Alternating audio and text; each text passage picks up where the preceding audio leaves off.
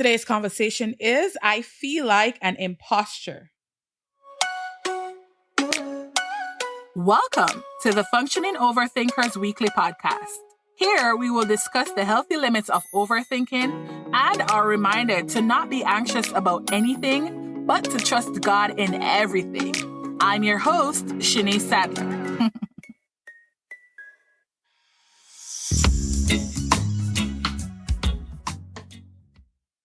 Hey there, fellow overthinkers. We are 7 episodes deep. 7. Isn't that crazy? I am elated. I am excited. I have been planning so much for this podcast, and I am happy that you guys are receiving it well and that the conversations that we're having are fruitful and that you guys can apply it to your everyday lives. That's what this podcast is about, to really truly help you all with like life and navigating life as an overthinker. So don't forget to leave your feedback with us on our website at thefunctioningoverthinker.com, where you could voice your areas of concerns. You could do it anonymously, or you can choose to do it with your name so we can make mention of you throughout the podcast episodes. I want to better serve you. That said, let's dive into today's conversation. When it comes on to our professional life as overthinkers, we tend to feel like frauds. We tend to feel like imposters or phonies because we're comparing ourselves a lot to other people, and we struggle with being perfect beings. We struggle with perfectionism. And yes, that's a real struggle as well.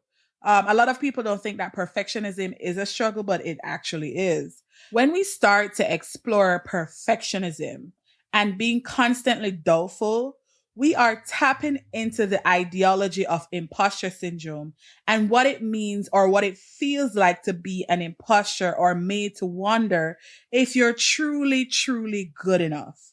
Thinking about being good enough stems from a feeling of lack of self-confidence or feeling of being unworthy. Even wanting to be constantly in control of every situation is another sense of emotion that arises. Last week, we focused on the ebbs and the flows of life and knowing your limitations and understanding who you are as a person in order to build character and to grow. Now, with that in mind, I want you to focus on that and keep that thought of who you are as a person and what your limitations are, what your strengths are, because as we go through this conversation, we're going to flash back and we're going to connect the dots. The thing is, as overthinkers, we are still meant to exist in the professional space and to exceed just like everyone else. Not because you're overthinkers mean that you'll have life more easy or that things will just fall in your laps, or just people will understand that you're overthinkers and they'll just hand you over a silver platter. No, that's not what it is. We are meant to still exist in the space around us and to succeed just like everyone else. And because imposter syndrome is a thing that is not only limited to overthinkers, but it still exists, I want to explore what that means for overthinkers and understand how that affects someone that already worries excessively and how we can control our overthinking tendencies when we add imposter syndrome to the mix. Before we dive deep into that though, I want to first uncover what is imposter syndrome. What is this phenomenon? What are we talking about? Let's get into it. First thing that I want to say is that, which is a shocker to most of us, is that imposter syndrome is not a diagnosable mental illness. It is, in fact, though, a cognitive distortion. A cognitive distortion is how we have shaped our minds with a series of irrational thoughts and how we reinforce these thoughts unknowingly over time that leads us to feel how we feel and how we perceive life and how we perceive others around us and even ourselves. So it's these series of thoughts that we have captured over time or we have exercised over time that cause us to feel inadequate one way or the other. When one experiences imposter syndrome, it is typically in areas of great success, which is weird, right? How can you be successful but is experiencing inadequacy? It doesn't add up. The math ain't mathing. So picture this. You are a successful person and you are making money or you're going places. You're even a motivational speaker to many persons, right? But inside, it doesn't matter all the external successes that you're having. Internally, you feel like you're lacking success. You feel like there's nothing going on in your life. You feel like there's so much you need to accomplish, but yet still you're accomplishing nothing. That struggle, that back and forth struggle, is what imposter syndrome is. Because that back and forth struggle makes you end up feeling like a fraud or a phony, right? Because now you're doing all these things, but something deep inside does not compute or believe all the external things that are happening.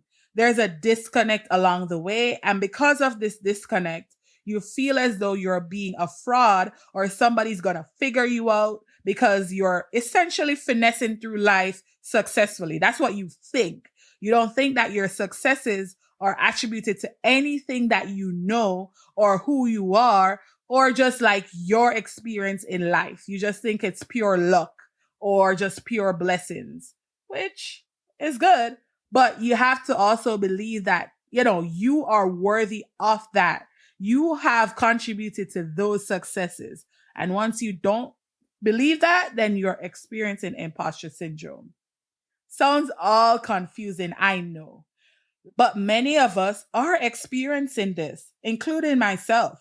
We are experiencing this feeling and we don't know what it is. And so, having this conversation today, I hope will connect the dots for many of us to understand what it is. What is this feeling that we're trying to shake and how we can get over it and the things that we can do to put in place to properly manage it, right? Because what happens is one of the results of not really understanding the set of emotions and what we're experiencing is that we mistake this cognitive distortion as having humility. But there's a difference between being humble and not feeling as though you're unworthy of success. Humility is knowing that you add value, but you're not being cocky about it. Imposter syndrome is when you feel like you're not making sense at all or that you're inadequate. So you're not believing that you add value at all. You just feel like you're just going through life through mere luck. That is it. Because this phenomenon is not widely known, let's think about some of the examples and explore the legitimacy of what it is. Because I don't want to just tell you guys what this phenomenon is. I want to walk you through real life examples to kind of be relatable on this subject area because again, it's not widely known or a lot of people don't talk about imposter syndrome. There are two common examples of imposter syndrome that I want to speak on today. The first one being the fear of starting your own business. As someone with multiple businesses, well, when we put it like that, I really just have two businesses, but yeah. As someone with two businesses, launching a new business is one of the most daunting tasks. Like there's so much you need to think of. There's research that you need to do. There are analysis that you need to perform. You have to do your business plan. You have to think about your why. You have to think about how much of a value you can add in that area. There's just so much that you need to think about. And a lot of persons find these tasks to be daunting, right? Because it's a lot. Besides the monetary input that goes into planning these stages of business and launching and all of that, a lot of people do not realize that a lot of it also rests on the mental aspect as well. You have to shift your mindset if you want to achieve what you set out to achieve. The truth is, when you do market research on anything that you're interested in, you would quickly realize that there are many persons that are doing the same thing that you want to do. Because of that, you might become overwhelmed because you're struggling to think about, okay, what can make me different? If Tom, Dick, and Harry is doing the same business, have the same business structure, what can I do to break into that market, to tap into that market? And because you start to see so many people being successful and the market is saturated, you think that you're not needed. You don't need to start because why? As I tell everyone that has expressed to me that they want to start a business, even if 1 billion people are in the field that you want to be in, you are yet to join the ring. Everyone's capability of doing something is always, always, always going to be different because of the combination of your experience as well as your personality and your know how. Your business structure is going to be different. Even if the main aspects are the same, the underlying, like, small differences or the details of things is what makes you different. Let's think about that. Let's dwell on that, right? For example, there are many barbers. I'm pretty sure, everywhere you drive, everywhere you walk, every square mile, there is a salon, there is a barber shop. They all can do hair. They all can trim. They all can shave. They all can cut hair, whatever it is that you want. I'm pretty sure there's someone in those barber shops or that hair salon that can handle whatever task that you want, right? And so if you do have a last minute request, like you have to go on a vacation or you have a graduation to attend, you pretty much can do that at last minute because there is so many barbershops or hair salon that you can go to. However, right, there are many of us that still have or barbers or hairdressers that we always call. We will stay in that wait list or that line to access that hairdresser because that's the one that we want to go to, even though there are millions of other people that we can go to. We tend to stick to that one person. No one else is as loyal to their barbers as men or women are. Like, barbers are the ones that get recurring clients coming back every single time. They retain their clients because people don't want to try anyone new. People want to go to the reliable source. They want to go to the person they know is going to give them the result that they want. They don't want to really tamper with things that they already know what's going to, give them the result that they want. Because there is something about that person's service that keeps us going back for more, we keep going back for more. So now when you apply that to your life, just think about that, right? There's someone that is going to keep coming back to you. There is somebody that requires your touch. There is someone that requires your know it all. There is someone that requires you. Just that's the truth, right? And you won't know until you dive into that space. You won't know what you can bring to that table until you bring something to the table. So until you tap into your business ventures, you're not going to know what fruits may be rewarded from that, right?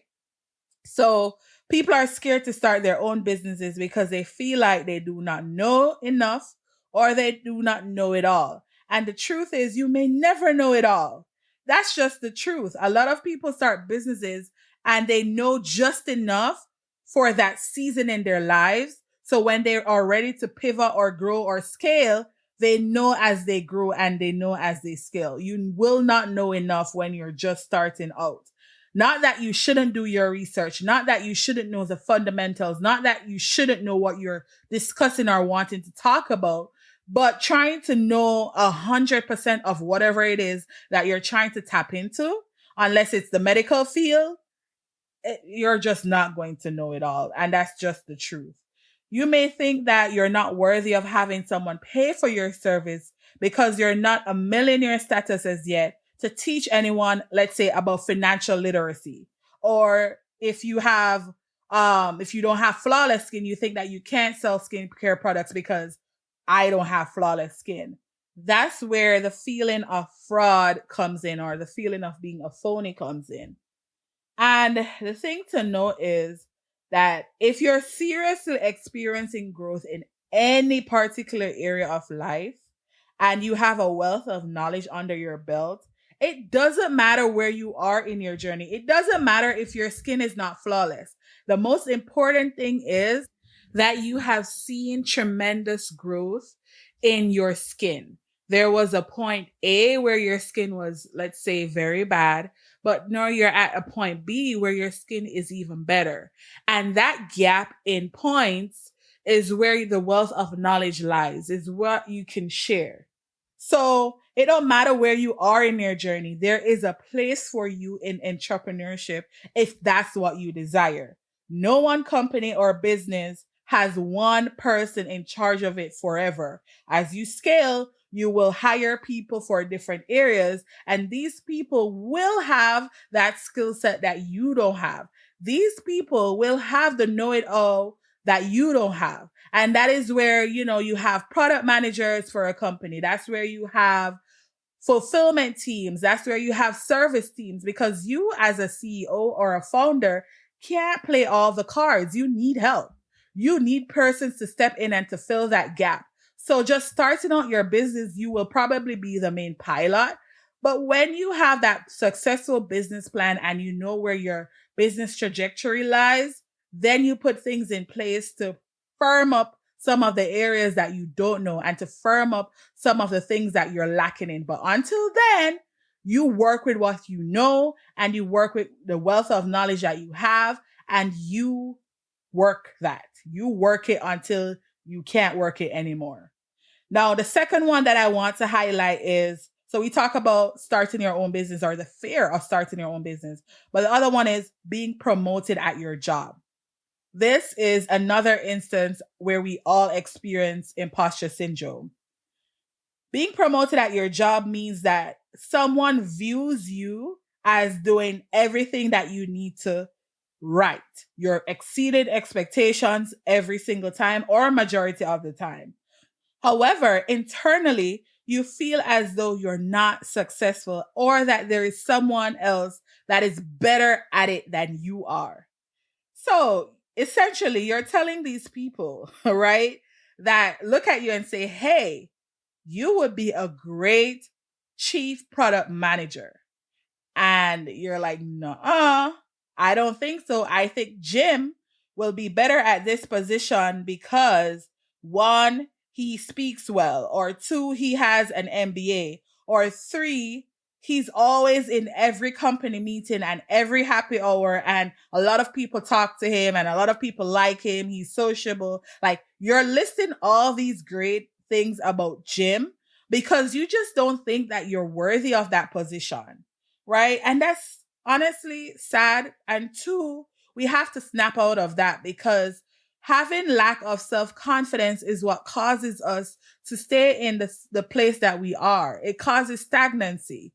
And when you're stagnant, you feel as though over time, your life isn't going anywhere and there's just no purpose to life. And then that opens up a whole other can of worms and things that we are trying to avoid, right? But all in all, when you're being promoted at your job because you are experiencing imposter syndrome, you are pushing that away. You are trying to give it to someone else. You internally feel as though you're not worthy of this position and someone else will be better at it. These are some real life examples of imposter syndrome. And there are others, of course, but these are the two that I want to highlight because we're talking about professionalism this episode. What really causes imposter syndrome, though? So we know of examples, we know what it is, what causes it. Since it is a cognitive distortion and not a diagnosable mental illness, we will look at the things that shape our lives and what causes these reinforced perceptions. Some of these experiences includes but isn't limited to our family upbringing. So how we were raised. Typically, if you're from a family of overachievers, there are a lot of expectations placed on you to be a certain way or you have to get certain things done. So that's one extreme. Or if you're the first in your family to be a success and you then become the main breadwinner, you have a lot of responsibilities as well placed on you to get things done. So how your family setting is and who you are in your family and what your contribution in your family means can have you in that imposter syndrome mentality, because then you're either striving to become an overachiever, which is another form of imposter syndrome, or you then become very you doubt self, which is another form of imposter syndrome. So one out of the two can result in your family upbringing. Another factor is your personality, how you secure your mental and emotional health, and how you view success, your motivations, and your self efficacy. So, all these different points make up your personality and who you are, and what your morals, your ethics are, which all embodies what you stand for as a person, which can result in perfectionism, or it can result in self doubt or anxiety, which are other forms of imposter syndrome. There are other types, of course, and I want you guys to, after this episode, to look up the other types or forms of imposter syndrome to see what really resonates with you the most and what you have experienced or is experiencing to know how you can overcome or control or manage those tendencies. Now that you know what it is, now that you know what causes it, how can you deal with imposter syndrome? So, one of the things that I always talk about on this podcast is to always write down your feelings. So, writing it down, write down everything that you're going through mentally. So, have your journal every day at end of day. If you want to write down like all the things that you have thought about throughout the day or things that you remember, of course, because you may not remember every single detail of things, but just writing it down. Accounting for the day is a good practice. Sharing your thoughts and your feelings with others. When you share your thoughts with others, you become accountable, and people can now know what you're going through, and they can also extend grace and just knowledge and advice to you. Don't feel like it is a bad thing to really have that person that you can trust and that you can talk to, because we all need that partner. We all need that mentor. We all need that friend that we can bounce ideas off of and that we can really be vulnerable with. Because again, we are not perfect beings, and we do need a safe space to really offload some of the things that we want to hear feedback on. Another thing is to assess your abilities. I know I've mentioned this before in a lot of other episodes and earlier in this episode, is to know who you are. And I keep repeating that because it's important to know your strengths, your weaknesses, your opportunities, and your threats. So do a SWOT analysis on yourself to know exactly who you are. Because when you understand who you are, you won't find yourself in certain situations, or you won't find yourself doing certain things, because you would have known what your limitations are and you would have known what your circumstances are. And just tapping into who you are as a person is a strength within itself. Fourth point is to stop comparing yourself to the point where you do not allow yourself to grow. So it's always healthy to see things that you want to accomplish in others. If you have a friend that is successful in one area of their lives, it's okay to say, you know what, I would like that same success in mine. But do not allow yourself to compare to the point where you are nitpicking and you're essentially just not being productive in striving for that or working toward that goal. You're just putting yourself down at that point. Do not compare yourself to that point. Have healthy reasons of comparison and be honest with yourself. And through doing your SWOT analysis, you can better appropriate timelines for your growth. Now, the last point I want to make mention of is refuse to let these feelings hold you back. So once you've notated them, once you've spoken about them, assess them and keep moving. So even though you know what they are, you've spoken about what they are, keep moving after you have made your assessment. Because the point of weathering the storm and to managing your imposter syndrome tendencies or even your overthinking tendencies is not to acknowledge what they are and to know your limitations, but then have it hold you back. That's not the aim of the game here. It's just knowing what they are, but finding ways to keep pressing on, finding ways to surpass what these limitations are by setting timelines, by setting goals, by doing all of that. But the key thing here is never to let it hold you back. So even if it takes you 6 months to overcome something, you're still overcoming in some shape, fashion, or sense. But do not do not sit on it and have it overwhelm you or defeat you by not doing anything to press past your limitations. Woo! I know that was a mouthful, but the truth is, I am genuinely passionate about this topic because I have experienced this. I am experiencing this. And even in my professional life, it's something that I have constantly battled with. And I know the feeling of having successes and doing what you do, but deep down, there is something that is telling you, hey, this is not because of you, or you didn't attribute anything to this success. It's all just luck, or it's just all grace from God. It's just telling you that, hey, there's nothing that you've done to cause this to happen or contributed this to happen. And I know that a lot of other people out there are like myself. And that's why I advocate or I speak on imposter syndrome a lot, because again, it's not widely known and people don't know what to attribute these feelings to. You are worthy of success and you are worthy of being successful. Do not allow yourself to stand in the way of yourself.